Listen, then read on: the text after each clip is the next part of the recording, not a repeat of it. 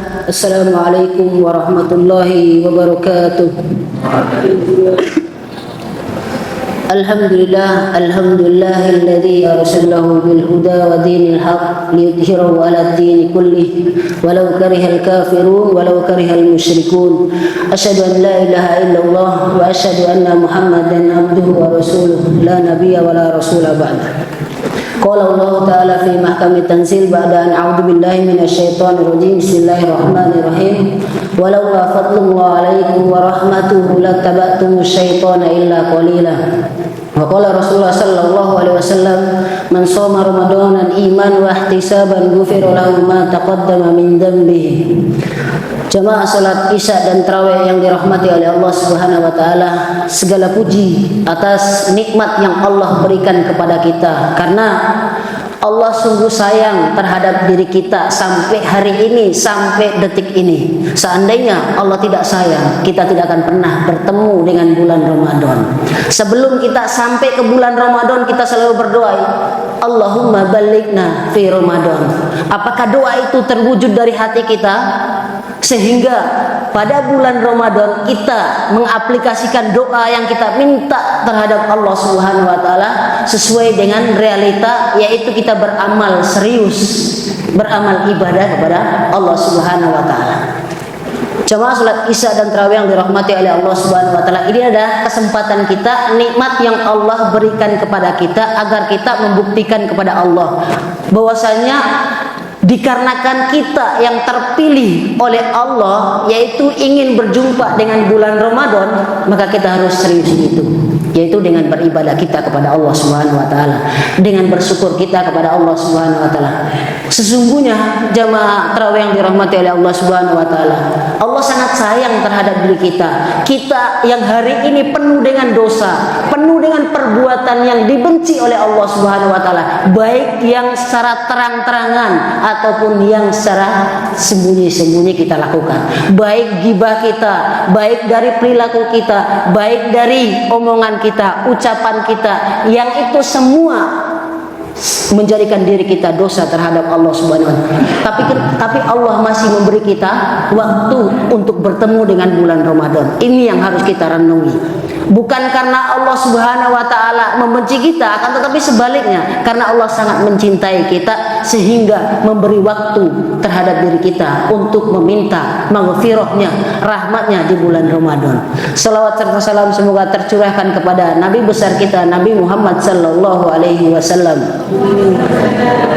yang beliau telah mengajarkan kepada kita sunnah-sunnahnya yang bisa membawa diri kita kepada kebaikan, yang mampu menjadikan diri kita sebagai ahlu taqwa ataupun mendapatkan titel dari Allah Subhanahu wa taala, yaitu radhiyallahu anhu. Itulah yang kita harapkan, itulah yang kita cari, itulah yang kita kejar selama kita berada di dunia ini.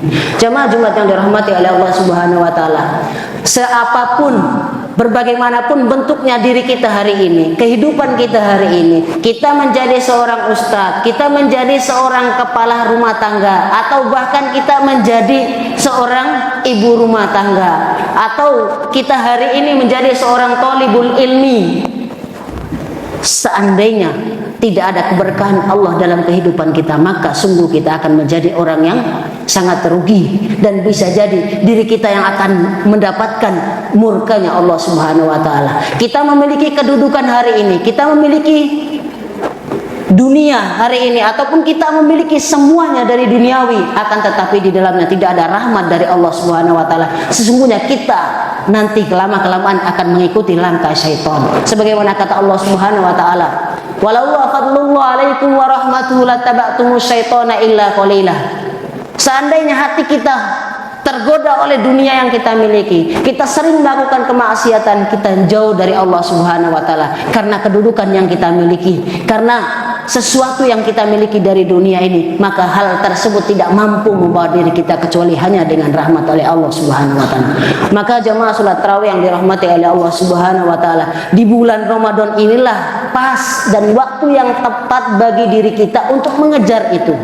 Karena tujuan hidup selain ibadah kepada Allah Subhanahu wa taala adalah mendapatkan rahmat, mendapatkan ridhonya Allah Subhanahu wa taala. Kalau seandainya kita sering ibadah kepada Allah Subhanahu wa taala, kita sering ngaji, bahkan kita hatam sampai 6 kali, bahkan kita sholat sampai subuh bahkan, akan tetapi di situ tidak ada rahmat dan ridhonya Allah, maka itu akan menjadi sia-sia. Itu akan menjadi hal yang kita sesali suatu saat nanti. Oleh karena itu jemaah tarawih yang dirahmati oleh Allah Subhanahu wa taala, Rasulullah sallallahu alaihi wasallam pada suatu hari ditanya oleh salah satu sahabatnya, "Kaifa yadhhabul ilma wa qad qara'na al-Qur'an wa qara'nahu nisa'ana wa abana'ana?" Ditanya oleh salah satu sahabat, "Ya Rasulullah, bagaimana mungkin ilmu itu hilang, ilmu itu pergi? Bagaimana mungkin? Sementara kita udah membaca Al-Quran, kita udah menghatamkan Al-Quran, kita udah ribuan yang kita lakukan. Bahkan kita membacakan anak-anak kita, membacakan istri-istri kita, bagaimana mungkin ilmu itu pergi?" Jawaban Rasulullah sallallahu alaihi wasallam, "Hadhihi Taurah wa hadhil Injil indal Yahudi wan Nasara, fama tughni anhum." Ini adalah Taurat, ini adalah Injil, ini adalah Taurat milik orang-orang Yahudi, ini adalah Taurat wal Injil milik orang Yahudi dan Nasrani. Fama tughni anhum. Apakah dua kitab ini bermanfaat bagi mereka? Tidak. Akhirnya Rasulullah sallallahu alaihi wasallam memberitahukan kepada Ubaidah bin Somit. Kemudian Ubaidah bin Somit berkata, "Lau syi'ta la uhbiruka bi awwali yarfa'u minan nas." Maukah kamu, kalau kamu kehendaki, aku kasih tahu kamu bahwasannya ada sesuatu, ada salah satu yang hilang dari manusia.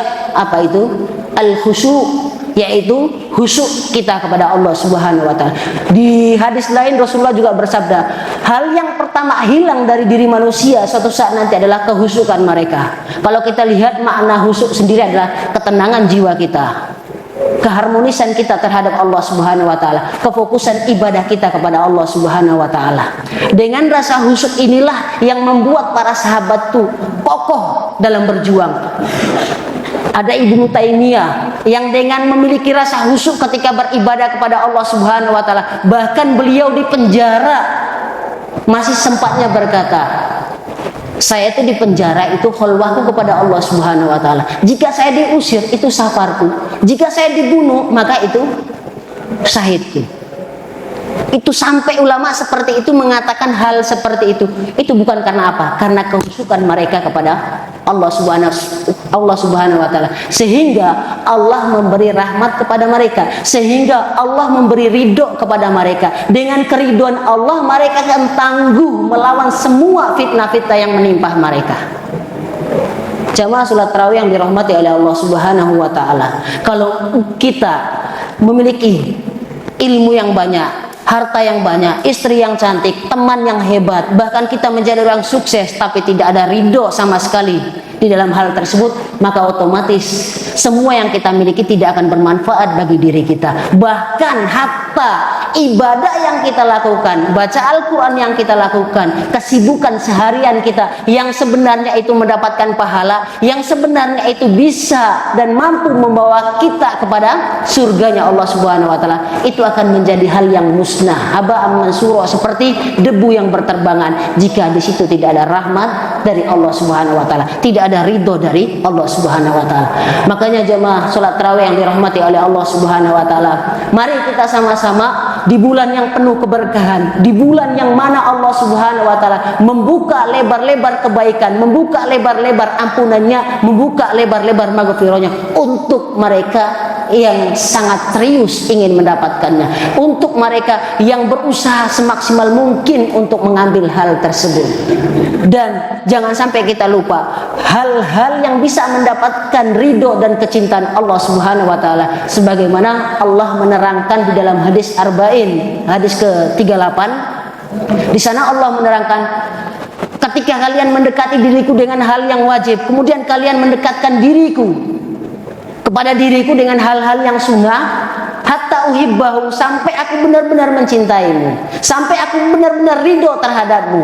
Fa idza ahbabtuhu, maka ketika Allah Subhanahu wa taala mencintai seorang, maka Allah akan menjaganya. Ketika ridhonya Allah bersama kita, rahmatnya Allah bersama diri kita, setiap detik, setiap jam Allah akan menjaga diri kita, menjaga mata kita dari pandangan yang merusak, menjaga telinga kita dari hal-hal yang mana hal tersebut merusak diri kita dengan Allah Subhanahu wa taala. Allah akan menjaga tangan kita untuk tidak berbuat maksiat kepada Allah. Allah akan menjaga kaki kita agar kita tidak bisa jalan terhadap ataupun jalan menuju jurang nerakanya Allah Subhanahu wa taala. Inilah yang harus kita pikirkan. Kesempatan terbaik inilah yang Allah berikan kepada kita supaya kita berusaha semaksimal mungkin sampai Allah mencintai diri kita, sampai ridho dan rahmatnya Allah Subhanahu wa taala diberikan kepada kita.